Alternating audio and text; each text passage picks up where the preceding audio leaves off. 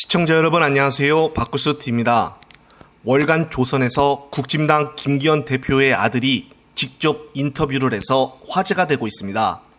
대놓고 얼굴까지 보이면서 자신의 입장을 이야기를 하는데 그동안 쌓였던 것이 많았나 봅니다. 우선 김기현 아들을 취재한 월간 조선은 최근에 고 양회동 민주노총 건설노조 3지대장이 유서 위조 및 대필 의혹을 근거 없이 제시를 하여 많은 비난을 받았습니다. 따라서 이런 월간 조선에서 김기현 아들을 직접 인터뷰를 하니 또 무슨 꿍꿍이가 있는 것은 아닐까 생각을 해봅니다. 우선 1일 공개된 월간 조선과의 인터뷰에서 김 씨는 가만히 있으면 첫째 아이와 곧 태어날 둘째 아이에게 상처를 줄 것 같다며 한 점 부끄러움 없이 살아오신 아버지가 저 때문에 공격당하는 상황도 더 이상 지켜볼 수가 없었다고 말했습니다. 김규대는 김기현이가 한 점 부끄러움 없이 살아왔다고 합니다. 자식이 부모 자랑하는 것은 막을 수는 없지만 이 말을 국민 몇 명이 공감을 할까요? 김규대는 인터뷰에서 언어푸드는 2021년 7월에 설립이 됐고 나는 2021년 11월에 팀장급으로 입사를 하여 단언컨대 절대 아버지 후광으로 팀장 입사를 하지 않았다며 언어푸드 최고 운영 책임자로는 2022년 8월에 승진했다고 밝혔습니다. 김 씨는 먹튀 의혹에 휩싸인 언어푸드의 대체 불가 토큰 다바 프로젝트와 관련하여 일각에서는 다바 프로젝트가 처음부터 투자 회수 사기 행위를 목적으로 시작된 사업이라고 비판하던데 다바 프로젝트는 이 투자금을 부정하게 사용한 적이 없고 외부 회계법인을 통해 투자금 이용 내역을 모두 확인받았다고 설명을 했습니다.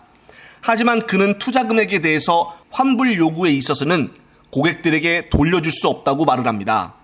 그러면서 김규대는 물어보지도 않은 현재 자신은 언어푸드 또는 컴포저블 스튜디오 주식을 전혀 갖고 있지 않다고 밝혔습니다.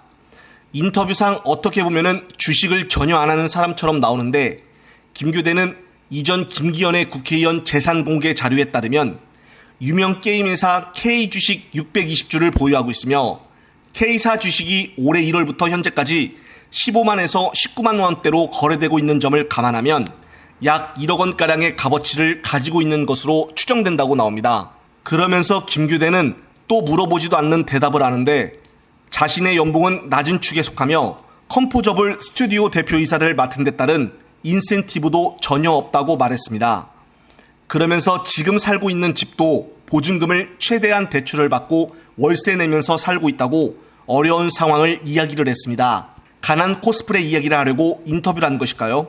결국은 김규대는 코인에 관한 거래 내역을 공개를 하면 국민들의 의혹이 해소가 될 텐데 오히려 더 불신만 더 쌓이게 만들었습니다. 괜한 인터뷰를 한 것이 아닌가 싶습니다. 스스로 자폭한 것과 마찬가지인데요. 조만간 김규대에 관한 또 다른 놀라운 소식들이 나오지 않을까 추측을 해보면서 끝으로 검찰 탄핵이 왜 필요한지를 김용민 의원이 깔끔하게 설명하였습니다. 관련된 영상 보면서 마무리하겠습니다. 처럼 탄핵이 되면 검사가 공직으로 나갈 수도 없고 그 다음에 변호사 개업도 5년간 제한됩니다.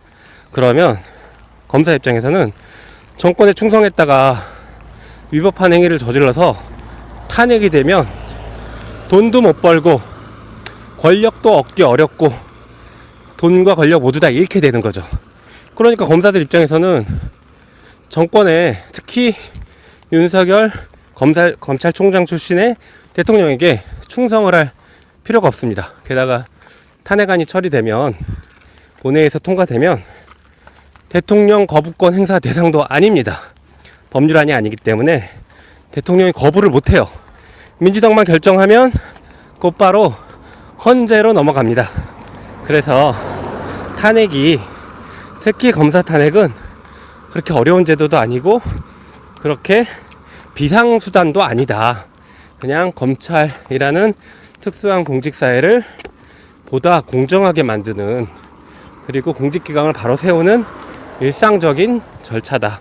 우리 헌법에서 정하고 있는 일반적인 절차다. 이렇게 이해하시면 될 것 같습니다.